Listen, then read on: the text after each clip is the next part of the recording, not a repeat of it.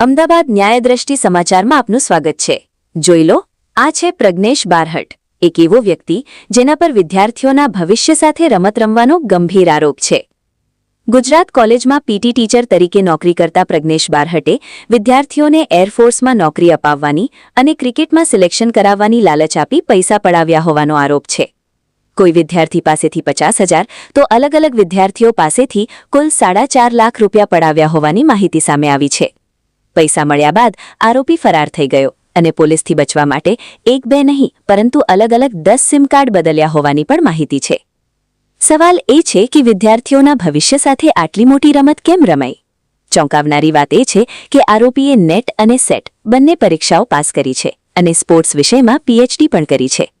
પરંતુ પોલીસ તપાસ મુજબ ઓનલાઈન ગેમિંગ અને જુગારની આદતના કારણે તે આ પ્રકારની છેતરપિંડી તરફ વળ્યો હોવાની વિગતો સામે આવી રહી છે।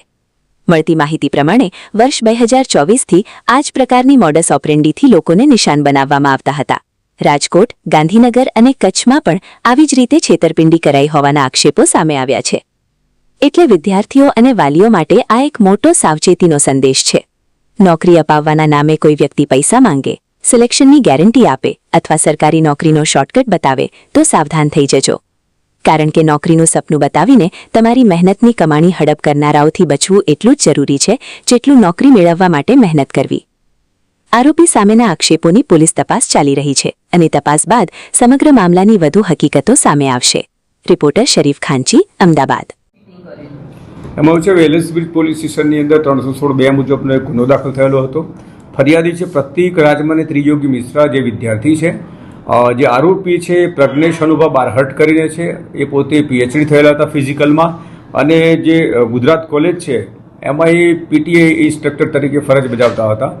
જે ફરજ બજાવતા એ દરમિયાન એમણે વિદ્યાર્થી જે આવતા હતા એમને પ્રલોભન આપેલું કે એક સ્ટેટની ક્રિકેટ ટીમમાં સિલેક્શન કરાવી દેશે અને એરફોર્સમાં નોકરી અપાવી દેશે, એવી વિદ્યાર્થીઓને એવો વિશ્વાસ મળ્યા હતા। એણે કુલ 20 વિદ્યાર્થી પાસેથી 4,48,000 રૂપિયા એકત્રિત કર્યા હતા। પછી પૈસા લઈને ભાગી ગયેલો અને ત્યાર પછી એને જુદા જુદા 10 નંબર મોબાઈલ બદલ્યા હતા। પછી પોલીસ સતત વોચમાં હતી અને ટેકનિકલ સોર્સનો ઉપયોગ કરી અને અંજાર ખાતેથી એની ધરપકડ કરી છે। ગઈકાલે સાંજે એલએસબ્રિજ પોલીસ દ્વારા ધરપકડ કરવામાં આવેલી છે। એની પૂછપરછ શરૂ છે। પૂછપરછ દરમિયાન એવું જાણવા મળ્યું છે કે મજકૂર છે ઓનલાઈન સટ્ટાની આદત ધરાવે છે, જેના કારણે આ ગેરકાયદેસર પ્રવૃત્તિ કરે છે। એના વિરુદ્ધમાં અત્યાર સુધીમાં જુદા જુદી જગ્યાએ B division police station Rajkot શહેર, Infocity police station Gandhinagar, Nakhatrana police station Kutch અને રાજકોટ યુનિવર્સિટી પોલીસ સ્ટેશનમાં ગુના દાખલ થયા છે। જે રાજકોટ યુનિવર્સિટી પોલીસ પર ગુનો દાખલ થયો છે એ છેલ્લામાં છેલ્લો ગુનો છે અને જે આરોપી છે એની પ્રવૃત્તિ હજુ પણ એ ચાલુ જ છે, એટલા માટે કે આ પેપરમાં કોઈ સરકારી નોકરીની જાહેરાત આવે છે તો જાહેરાતના આધારે જે લોકો સંપર્કમાં હોય ને એ જે જાહેરાત હોય એમાં પોતે કોન્ટેક્ટ ધરાવે છે, એમ કે નોકરી આપવાના લાલચ આપી અને પૈસા ઉઘરાવી અને છેતરપિંડી કરે છે। સર, આરોપીનું બેકગ્રાઉન્ડ શું છે? અહીં અમદાવાદમાં ગુજરાત કોલેજમાં ક્યારે જોડાયો, કેટલા ટાઈમ માટે રહ્યો અને વિદ્યાર્થીઓને કેવી રીતના ટાર્ગેટ કરતો? માર્ચ 2026માં એ જોડાયો હતો અને 15 દિવસ નોકરી કરી હતી।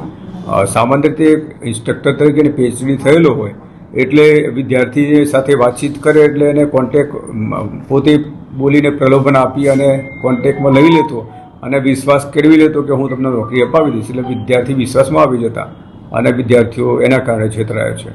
સર, કેટલા રૂપિયા લેતો હતો વિદ્યાર્થીઓ પાસેથી અને કયા કયા વિભાગોમાં નોકરી આપવાની લાલચ આપતો હતો? મેં અગાઉ કીધું એ પ્રમાણે એ એરફોર્સ અને સ્ટેટ ક્રિકેટ ટીમમાં સિલેક્શન કરાવવા માટે પૈસા લેતો હતો।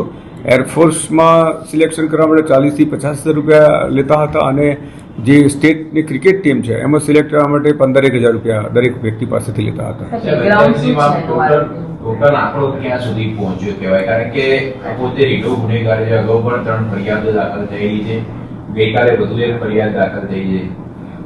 જે એલએસબ્રિજ પોલીસ સ્ટેશનમાં ગુનો દાખલ થયો એમાં 4,48,000 રૂપિયાની છે, પણ જે બાકીનું એને જે ગુનાહિત હિસ્ટ્રી જોતા કરોડોમાં છેતરપિંડી કરેલાનું અત્યારે ધ્યાન ઉપર આવ્યું છે। મૂળ ક્યાંનો રહેવાસી છે અને ખાસ એનું ફેમિલી બેકગ્રાઉન્ડ શું છે?